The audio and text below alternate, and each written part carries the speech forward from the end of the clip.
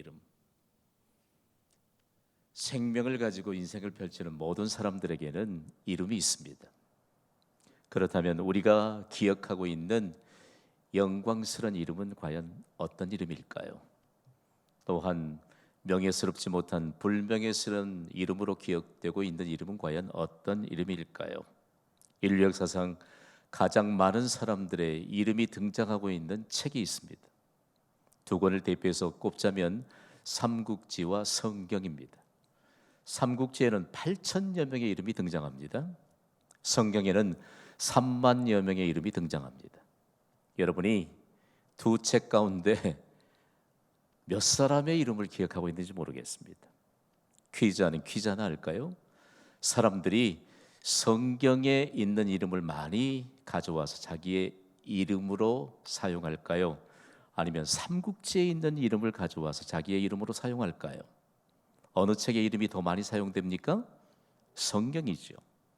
특히 영어권에 있는 사람은요, 성경에 등장하는 사람들의 이름을 가져다가 자신의 이름으로 사용하는 것을 매우 영광스럽게 생각합니다. 이유가 뭘까요? 하나님의 영광이 그들에게 펼쳐졌던 인생을 살았기 때문입니다. 사실 존귀한 이름이죠. 오늘 우리에게는요, 우리의 이름이 과연 어디로부터 왔는지를 한번 생각해 보아야 할 것입니다. 우리의 이름, 평생 동안 우리의 존재의 의미를 드러내주는 우리의 이름은 과연 어디로부터 온 것일까요? 사실 사람들은요, 자기의 이름을 그렇게 흡족하게 생각하지 않을지 몰라요. 혹시 내 이름은 정말 흡족하다, 그런 분 몇 사람 안 될걸요? 그러나 중요한 것은 어떤 이름이냐가 중요한 게 아니고 자신의 이름을 어떻게 영광스럽게 가꾸느냐가 대단히 중요합니다. 사실 사람의 이름에 대해서 지금까지 통용되어 왔던 개념 하나는 이름은 사회적 기대라. 여러분의 이름에는 모두 다 사회적인 기대치를 담아서 여러분의 아마 부모님들이 그렇게 지었을걸요. 간혹 가다 보면 사회적인 기대치는 전혀 드러나지 않고 국어책을 보고 지었거나 아니면 이름의 사회적 기대와 전혀 상관없는 평생 동안 이름을 말하기가 부끄러운 그런 이름들로 지어진 사람들을 보게 됩니다. 그러나 저는 이름을 이렇게 정의하고 싶습니다. 이름은 자신의 삶을 통하여 가꾸어지는 것이다. 혹시 동의가 되시면 아멘 하시겠습니까? 이름은 자신의 삶을 통해서 가꾸어지는 것입니다.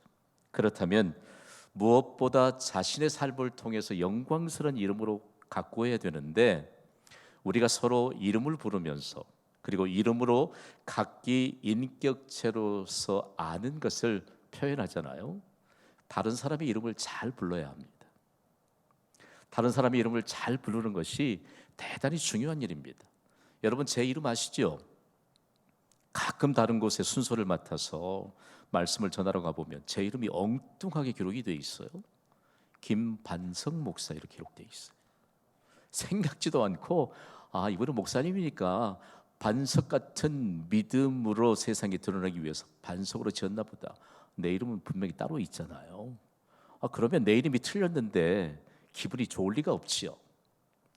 다른 사람의 이름을 잘 부르고 다른 사람의 이름을 통해서 그 사람의 존재 가치를 서로 아는 것 대단히 중요합니다. 이름과 관련하여 발생하게 되었던 에피소드를 잊을 수가 없어요. 미국에 사는 한인 공동체에, 특별히 시애틀을 중심으로 살던 워싱턴주의 한인 공동체, 대접을 잘하기로 소문난 안수시설 한 가정이 있었습니다. 지금은 장로님으로 장립을 받았습니다만 그분이 저희 가족을 초대했습니다. 자신의 집으로.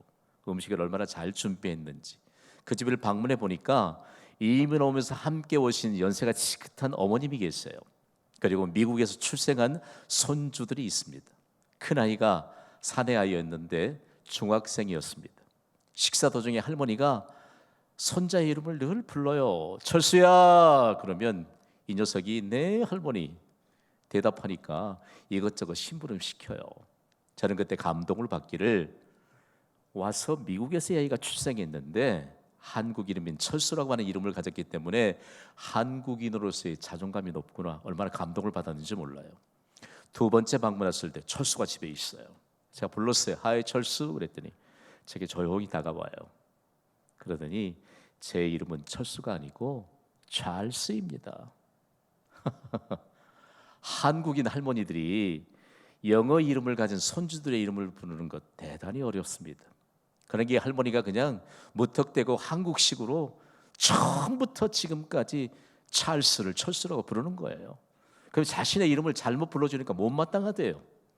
그런데 영어 발음이 어려운 한국인 할머니께 차마 이 말씀을 드릴 수가 없고, 그러면서 제가 이름을 잘 불러주니까 친밀해졌어요. 지금은 너무너무 늠름한 소방관이 됐을 것입니다. 여러분, 이름을 잘 부르고 우리가 이름을 통해서 그 사람이 과연 어떤 존재 가치를 지녔는가를 인정하는 것 대단히 중요합니다. 그렇다면 여러분, 찰스 영어 이름이 좋습니까? 아니면 철수 한국 이름이 좋습니까? 이름은 좋고 나쁘냐의 문제가 아니고 이름을 영광스럽게 빛낼 우리의 삶이 중요합니다. 그리스도인 된 여러분, 믿음으로 사시기를 주님의 이름으로 부탁을 드립니다. 우리가 믿음으로 살아야만 하나님의 영광이 충만해지고 우리의 믿음이 얼마만큼 중요한 하나님의 역사에 대한 증거를 가질 수 있는지 몰라요. 여러분이 3부 예배 오셨으니까 대부분의 우리 교회 성도님들이 이형령 장로님을 생각할 때 믿음의 모범이라고 말씀하세요. 맞다고 동의가 되시면 아멘 하세요. 얼마나 감사한지 몰라요. 우리 교회 안에 믿음의 모범을 가진 귀한 동역자들이 있습니다. 우리의 이름이 일평생 동안 누군가에게 영광스러운 이름으로 기억될 만한 믿음의 삶이 있다면 하나님은 오늘 이 예배를 통해서 놀라운 은혜를 주실 줄 믿습니다. 그렇다면 하나님은 성경의 이름에 대해서 어떻게 드러내려고 하고 계실까요? 과연 하나님은 이름을 어떻게 성경에 정의하고 있을까요? 성경이 기록된 시대의 이름은 많은 가치와 중요성을 지니고 있습니다. 이름은 사람의 신원을 확인하는 역할을 할 뿐만 아니라 그 이름을 소유한 사람의 기본적인 성격, 성품을 그대로 드러냈습니다. 여러분, 다윗 왕을 기억하시지요? 다윗 왕을 하나님께서 어떤 사람으로 드러내고 있지요? 하나님 마음에 꼭 맞는 사람. 그래서 영어권에는 다윗이라고 하는 이름을 얼마나 많이 쓰는지 몰라요. 데이빗, 영어 음력으로는. 저도 영어권에 사는 동안 데이빗이었습니다. 얼마나 좋은 이름이라고 칭찬을 해주고 그 이름에 대해서 인정해 주는지. 그런데 가룟 유다는 어떤 이름으로 기억되고 있지요? 배반자요, 배반자. 여러분 중에 가룟 유다라고 하는 이름을 갖다 사용하실 분이 계십니까? 아마 아무도 없을 거예요. 영광스럽게 빛나는 그 이름, 우리의 인생을 사는 동안 매 순간마다 믿음으로 살아야 될 이유가 바로 여기에 있습니다. 여러분을 생각할 때마다 예배의 모범으로 기억되고, 여러분을 생각할 때마다 기도의 모범으로 기억이 되고, 여러분을 생각할 때마다 하나님의 선한 역사의 주역으로 기억되는 은혜가 오늘 3부 예배를 통해서 우리 모두에게 충만하게 될 줄 믿습니다. 더욱이 한 사람의 이름을 안다는 것은 그 사람을 안다는 것입니다. 더욱이 하나님의 이름을 알고 부른다는 것은 하나님을 잘 안다는 것입니다. 그래서 하나님의 이름이 얼마만큼 하나님을 아는 것과 맞물려서 중요한 의미가 있는가에 대해서 시편 기자는 시편 9편 10절에 이런 노래 가사로 하나님의 이름을 높입니다. 우리 힘있게 읽어보시죠. 시작. 여호와여, 주의 이름을 아는 자는 주를 의지하오리니 이는 주를 찾는 자들을 버리지 아니하심이니이다. 아멘.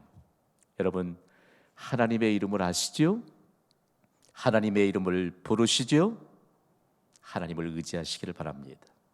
오늘 이 예배가요, 하나님의 이름을 부르며 하나님을 의지하는 우리의 믿음의 중심이 하나님께 올려지고 있습니다. 우리에게는 돈이 많고 적음이 문제가 아니에요. 세상에 사는 사람들이 아무리 많은 것을 가지고 있어도 하나님이 우리에게 주시는 것보다 많이 가진 사람은 없습니다. 저에게는 확신이 있어요. 확신이.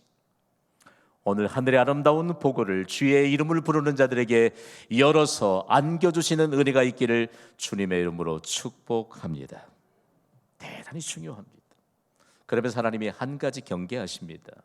하나님의 이름을 망령되이 일컫는 것은 하나님을 욕되게 하는 것이다. 그러나 예수 그리스도의 이름을 높이며 예수 그리스도의 이름을 부르는 자들은 구원을 받아 죽음에서 생명으로 옮김을 받는다라고 보장하고 있습니다. 더욱이 예수 그리스도의 이름을 부르는 자들은 구원받아 어린 양의 생명책에 기록이 되고 더 나아가 영원한 하나님의 나라를 보장받는다고 말씀합니다. 더욱이 예수 그리스도의 이름을 부르는 자는 신분의 새로운 변화를 얻게 되어서 그리스도인이라고 하는 이름으로 일평생 동안 살게 됩니다. 오늘 우리가 기억해야 될 것은요, 여러 사물에도 이름이 있고 사람에게도 이름이 있는데 모든 이름 위에 뛰어난 이름을 기억하고 선포해야 됩니다. 여러분, 수많은 이름 가운데 모든 일에 이름 위에 뛰어난 이름이 무엇이죠? 예수. 예수. 예수. 예수는 모든 이름 위에 뛰어난 이름입니다. 오늘 본 빌보서 2장 9절은 이렇게 증거하고 있거든요. 읽습니다. 시작. 이러므로 하나님이 그를 지극히 높여 모든 이름 위에 뛰어난 이름을 주사. 아멘. 지난 주일에는 성령 하나님에 대해서 우리가 살펴보았기 때문에 오늘은 삼위일체 하나님 가운데 제2위 하나님이신 예수라고 하는 이름을 우리가 명확하게 이해할 수 있습니다. 예수는 구원자지요. 신약 시대에 예수님이 탄생하면서 주신 이름이 아니고요, 하나님은 본래부터 구원자이십니다. 이스라엘의 지도자로 부름을 받았던 모세 후계자인 여호수아의 이름의 의미가 여호와는 구원이시다는 뜻입니다. 제가 여호수아 하면 여러분은 여호와는 구원이시다 힘있게 선포하시겠습니까? 여호수아. 히브리어입니다. 그런데 구약의 원문인 히브리어를 신약의 원문인 헬라어로 표현하면 여호수아가 예수입니다. 여호수아, 예수, 하나님은 구원이시다는 것입니다. 여러분, 그래서 성경이 우리에게 가르쳐주는 것은 하나님은 구원자이시다. 우리가 구원을 받았다고 하는 것은 도대체 어떤 의미일까? 예수의 이름이 선포되는 곳에 완전한 구원이 임합니다. 예수의 이름이 선포되는 곳에 완전한 은혜가 임합니다. 오늘 이 예배의 시간에요, 완전한 구원을 주신 예수의 이름을 높이는 자들에게 완전한 은혜가 임하게 될 줄 믿습니다. 그러므로 예수라고 하는 이름이 얼마나 귀한 이름일까? 여러분, 우리가 기억하게 될 때 오해 한 가지를 좀 걷어내야 돼요. 아, 예수 하면 구원자이시구나, 이렇게만 이해해서는 안 돼요. 예수의 이름에 모든 만물의 시작과 끝이 있습니다. 예수의 이름 안에 우리의 인생의 시작과 끝이 있습니다. 더 중요한 것은 예수의 이름 안에 우리 인생의 모든 것이 있습니다. 그러므로 예수 그리스도의 이름을 높이시며 선포하는 자에게 우리가 예수 그리스도의 이름으로 얼마나 귀중한 은혜를 누리는가를 증거하게 되는 은혜가 임하였다는 것입니다. 우리가 일평생 동안 예수의 이름을 부르며 선포하는 사는 인생이 되어서 얼마나 행복한 인생인지 모릅니다. 그렇다면 우리가 모든 이름 위에 뛰어난 이름인 예수에 대해서 보다 정확하게 이해해야 되겠지요. 우리 한국인의 정서에는요, 어디든지 그냥 님을 붙여요. 목사에게도 목사님이라고 불러야 속이 시원해. 맞습니까? 여러분, 예수가 맞습니까? 예수님이 맞습니까? 입장이 좀 곤란합니까? 제가 미국에 있을 때 신방을 가면요, 미국인 남편, 한국인 부인이 결혼해서 아이 출생하면 그 아이들은 그냥 영어 바탕에 자라는 거예요. 이 아이가 신방 가면 너무 반갑잖아요. 문 열고 아빠 부르면서 이렇게 말해요. 아빠, 목사 왔다. 그러면 아빠는 아무 상관없어요. 얼마나 반갑게 말해요. 웰컴. 그런데 한국인 엄마는 노발대발해요. 난 제발 그렇게 하지 말라고 그래요. 맞잖아요. 제가 목사지요, 목사죠. 오늘 우리에게 있어서 예수라고 하는 이름은 과연 왜 모든 이름 위에 뛰어난 이름인가? 예수는 하나님의 본체이시기 때문입니다. 사도 바울이 얼마나 뛰어난 석학이었는지 예수는 하나님의 본체이시다라고 하는 사실들을 통해서 예수의 이름의 그 자체의 의미를 드러내주고 있습니다. 오늘 본문의 빌립보서 2장 6절과 7절 말씀을 우리 함께 읽습니다. 시작. 그는 근본 하나님의 본체시나 하나님과 동등됨을 취할 것으로 여기지 아니하시고 오히려 자기를 비워 종의 형체를 가지사 사람들과 같이 되셨고. 아멘. 예수께서 하나님의 본체라고 하는 의미는 도대체 무엇일까라고 하는 것인데, 여기 본체라고 하는 의미가 당시에 헬라어를 사용하는 사람들에게 매우 충격이었습니다. 본체는 형상입니다. 모양입니다. 그런데 가장 현대적인 용어로 번역을 하면 영어 단어인 이미지죠, 이미지. 여러분, 저를 보면 어떤 이미지가 떠오르세요? 입장이 곤란하면 괜찮아요. 어떤 사람이든지 간에 그 사람만이 가진 이미지가 있습니다. 예수의 형상, 예수가 하나님의 본체라고 하는 것은 예수는 바로 하나님의 형상이다라고 하는 것인데, 그냥 하나님의 형상만이 아니고 하나님의 형상으로 존재한다는 것입니다. 여기엔 비밀이 담겨 있습니다. 하나님의 본체이신 예수님이 내 안에 계심을 믿습니까? 그런데 그분을 어떻게 드러낼 수 있나요? 하나님의 형상으로 예수님이 존재하시면서 하나님이신 것을 그대로 드러낸 것처럼 우리가 생명을 유지하는 동안, 우리가 존재하는 동안 하나님의 형상이신 예수 그리스도가 드러난다는 삶입니다. 얼마나 영광스러운 삶이에요. 여러분, 오늘 또 우리가 가는 곳곳마다 우리가 존재하는 동안 하나님의 본체이신, 하나님의 형상으로 존재하시는 예수님이 드러날 수 있게 되기를 간절히 소원합니다. 그러니까 우리가 순간순간을 믿음으로 살아야 돼요. 우리가 발걸음을 옮기는 곳에 내가 존재하는 동안 예수 그리스도께서 하나님의 형상으로 존재하셨던 것처럼 우리에게서 하나님의 본체이신 예수 그리스도가 드러난다는 말씀입니다. 그러면서 구체적으로 사도 바울이 또한 감동을 받아 썼던 골로새서 1장 15절과 16절에는 더 명확하게 예수 그리스도가 하나님의 본체이시라는 사실들을 증거하고 있습니다. 스크린을 통해서 함께 읽습니다. 시작. 그는 보이지 아니하는 하나님의 형상이시요 모든 피조물보다 먼저 나신 이시니 만물이 그에게 창조되되 아멘. 하나님의 본체이신 예수 그리스도는 창조주이시라는 말씀입니다.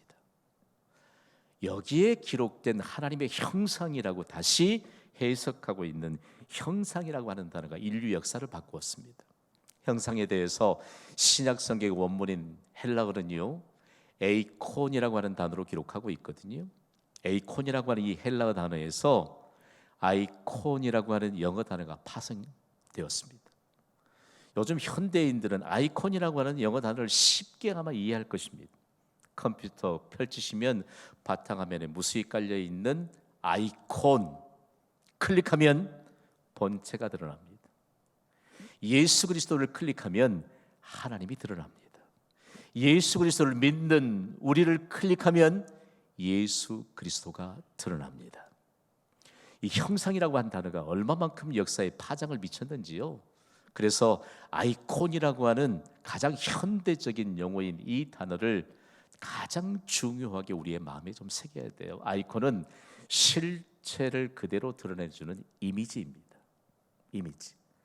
우리 삼부 예배를 섬기는 예배자 가운데 누구를 클릭하든지 하나님의 형상이신 예수 그리스도가 드러나야 합니다.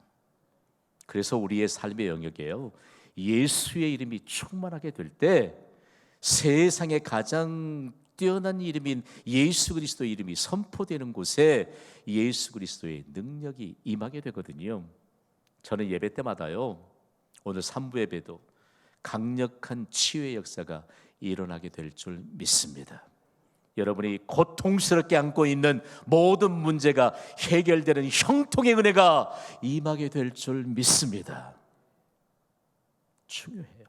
우리를 클릭하니까 실체이신 예수 그리스도가 드러나게 된다. 저는 성경이 증거하는 배경 가운데 골로새라고 하는 교회가, 골로새 교회가 세워졌던 골로새라고 하는 도시 전체를 바꿔놓았던 그 역사의 현장을 밟으면서 얼마나 많은 충격을 받았는지 모릅니다. 성경에 골로새라고 하는 서신서가 있잖아요. 골로새라고 하는 그 지역은 세계에서 최상의 포도 열매를 수확하는 곳입니다. 지금도 포도원이 즐비합니다. 성경이 쓰여진 당시에도 최상품의 포도를 생산해서 그 포도를 안타깝게도 최고급 포도주를 만들어냈습니다. 제일 좋은 포도주가 어디냐? 골로새 산이에요. 그래서 이 사람들이 돈이 모아지니까 했던 일이 있습니다.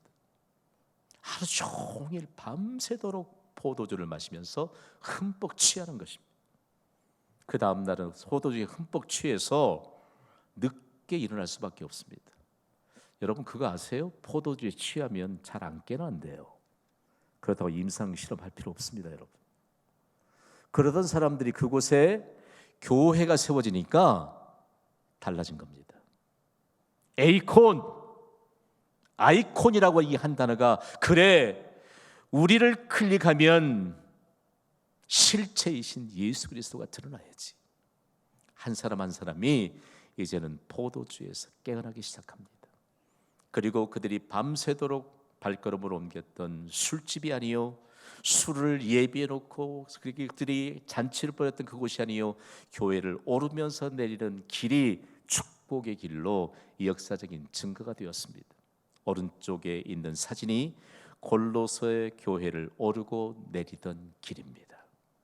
여기에 역사적인 정황이 담겨 있는데요.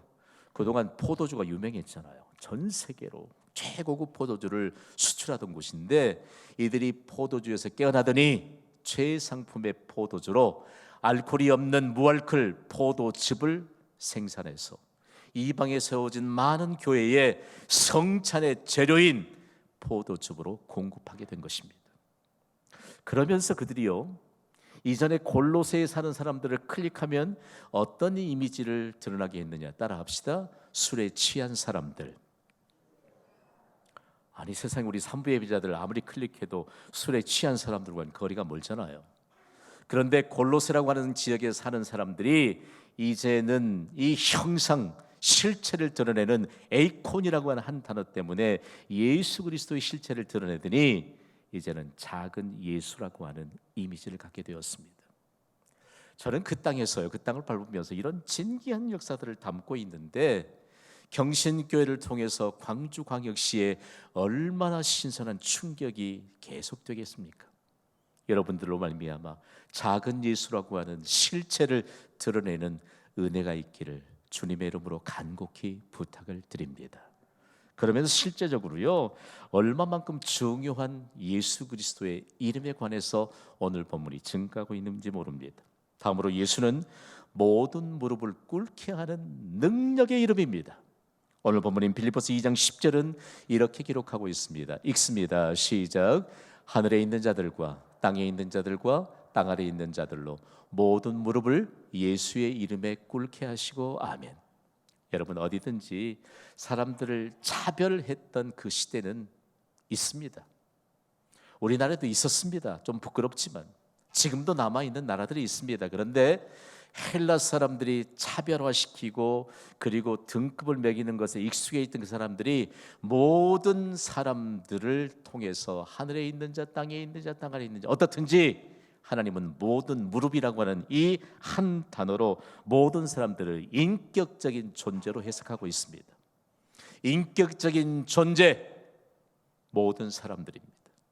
여러분 예수 그리스도의 이름을 부르는 자들에게 모든 사람들에게 인격적으로 예수님이 만나주시고 우리를 통해서 인격 대 인격의 만남을 통해서 모든 사람들에게 가장 뛰어난 이름이 예수 그리스도인 것을 증거하게 하시도록 모든 무릎을 꿇게 하는 이름으로 예수 그리스도를 우리에게 주로 주셨습니다.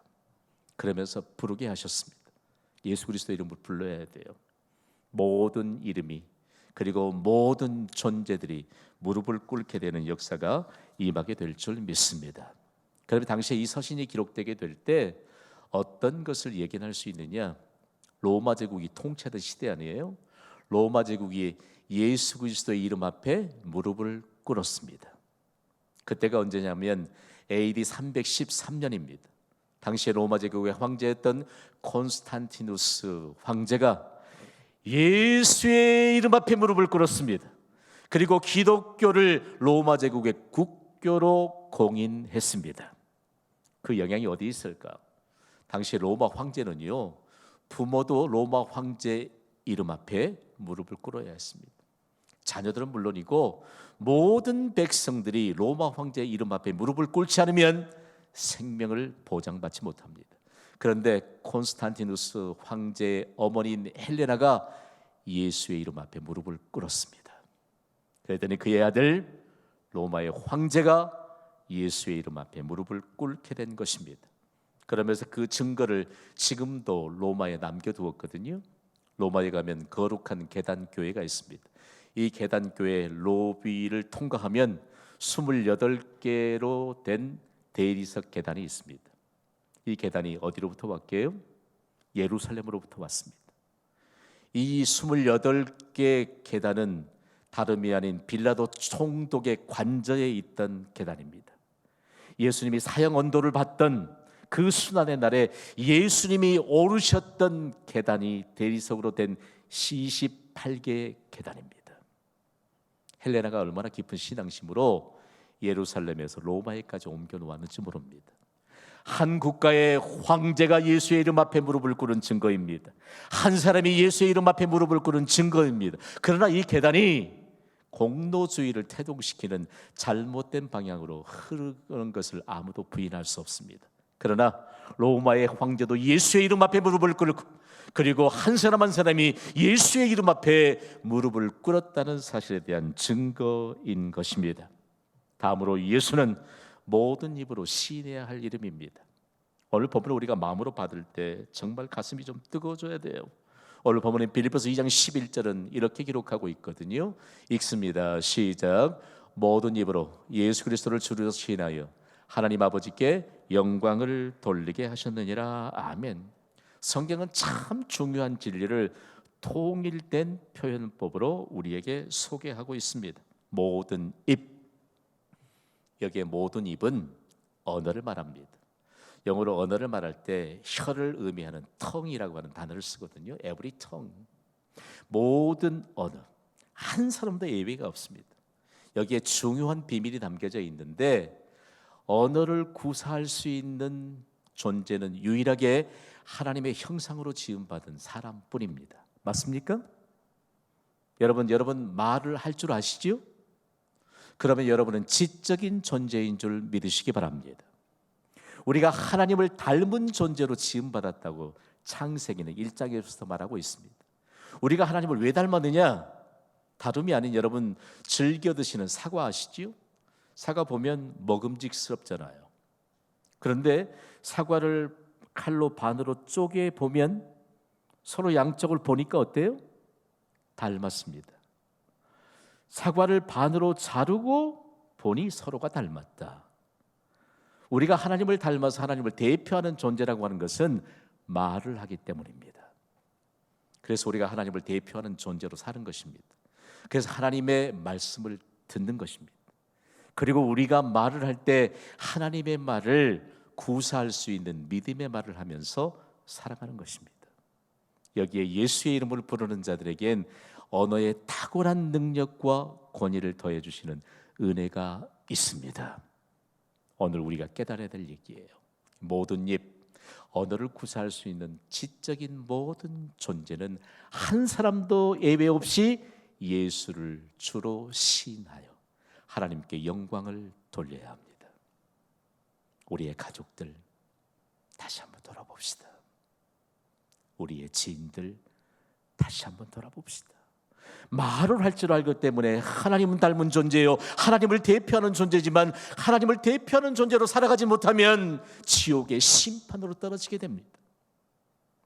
오늘 말씀을 가지고 우리를 하나님이 도전하십니다. 그러면 예수를 주라고 시인한다는 것이 도대체 어떤 의미일까? 예수는 주라고 시인하는 것은 예수는 온 세상을 통치하시는 만왕의 왕이심을 인정하는 것입니다. 세계 여러 왕들 중에 한 왕이 아니고 모든 왕들과는 차원이 다른 통치자가 바로 예수이심을 믿습니다. 예수는 만왕의 왕이세요. 그분이 지금 내 안에 계십니다. 그분이 나를 다스리시기 때문에, 통치하시기 때문에 내 안에 하나님 나라가 임한 것입니다. 하나님 나라는 간단해요. 예수 그리스도께 통치하시는 모든 영역이 바로 하나님의 나라입니다. 그러므로 여러분, 오늘 결론적으로 이런 메시지를 받습니다. 예수는 모든 이름 위에 뛰어난 이름입니다. 그러면 이 이름을 어떻게 해야 될까요? 세상에는 수많은 종교가 있습니다. 어느 신의 이름을 부르는가를 보면 그 사람의 종교를 알 수 있습니다. 여러분, 기독교는 예수의 이름을 부르는데 기독교는 종교가 아닙니다. 기독교는 하나님의 생명입니다. 내 안에 계시는 예수는 하나님의 생명이요, 내 안에 계시는 예수는 영원한 생명입니다. 그래서는 예수의 생명을 가졌기 때문에, 하나님의 생명을 가졌기 때문에, 영원한 생명을 가졌기 때문에 영원한 생명을 누릴 수 있는 하나님의 나라를 보장받게 된 것입니다. 기독교는 종교가 아니에요. 기독교는 하나님의 생명입니다. 그래서 하나님의 생명이기 때문에 예수의 이름을 부를 때 어떤 하나님의 능력이 임하느냐? 예수님은 요한복음 14장 14절에 예수의 이름이 얼마나 귀중하고 뛰어난 이름인가를 가르쳐 주셨어요. 우리 힘있게 읽습니다. 시작. 내 이름으로 무엇이든지 내게 구하면 내가 행하리라. 아멘. 우리 한국을 좀 거슬러 올라가 봅시다. 처음에 이 한반도에 예수 그리스도의 복음이 선포됐을 때 너무 가난했습니다. 질병이 너무 많았습니다. 대책이 없어요. 그럼에도 불구하고 한국의 남정네들은 주색 잡기에 빠져 있어서 가족을 온통 가난과 그리고 어려움에 허덕이게 하면서도 에헴 했던 때가 바로 우리의 이전의 역사입니다. 그때 부인들이 먼저 예수 그리스도의 이름을 전해주는 자들에게 복음을 받고요, 예수의 이름으로 살았습니다. 그때 문헌을 읽어보면요, 가뭄이 들어서 호미자루를 들고 밭에 나갔는데 호미질을 해도 가을에 소출할 만한 희망이 없어요. 그때도 빈 호미질을 하면서 예수의 이름을 불렀습니다. 집에 가도요, 자녀들에게 먹일 것이 없어요. 자녀들에게 물려줄 재산도 없습니다. 그러나 그들에게 예수의 이름을 부르게 하고 예수의 이름을 마음에 새겨주었습니다. 자신의 인생이 가난한 인생으로 맞춰질 때, 자녀들에게 물려줄 유산이 없을 때도 예수의 이름으로 부요함에 이르게 될 줄 믿고 자녀들에게 예수의 이름을 유산으로 남겼습니다. 어떻게 됐나요? 예수의 이름을 부르던 지독하게 가난했던 그 가정의 자녀들이 축복의 주역들이 됐습니다. 오늘 우리의 문제는 뭘까? 예수의 이름. 예수의 이름을 과연 하루에 몇 번이나 부를까? 우리의 삶의 현장에서 그렇게 어렵고 고통스러운 나라가 예수의 이름으로 충만하게 될 때 국가적인 복이 임하였습니다. 오늘 우리의 삶의 현장을 모든 이름에 뛰어난 예수의 이름으로 단장할 수 있게 되기를 주님의 이름으로 축원합니다. 기도합시다. 가슴에 손을 얹어 보십시오.